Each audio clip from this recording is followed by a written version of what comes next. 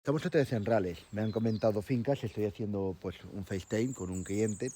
Esta finca de 608 metros que lleva tiempo y que yo ya he comentado, viene por colaboración con AD, Inmobiliaria AD, una inmobiliaria digital, es muy buena finca.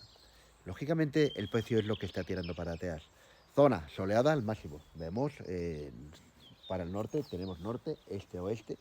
Por lo tanto, siempre nos va a dar el sol porque estamos llanos, urbanizada y cerrada. Ya tiene un muro de piedra cerrada, por lo tanto, eso ya es un valor. Buena enteada, haciendo esquina, pero el precio es el precio, o sea, se está notando, es decir, no es que no se vendan fincas en 108.000 en Llanes, Rales está cerca, creo que estando en Pereda, en otros sitios, sí estaría vendida, y yo digo, bueno, ¿cuál es mi error? El FaceTime le encantó al cliente, pero todavía no le convence. ¿Vosotros qué precio daríais a esta finca de 608 metros cuadrados en este bello pueblo?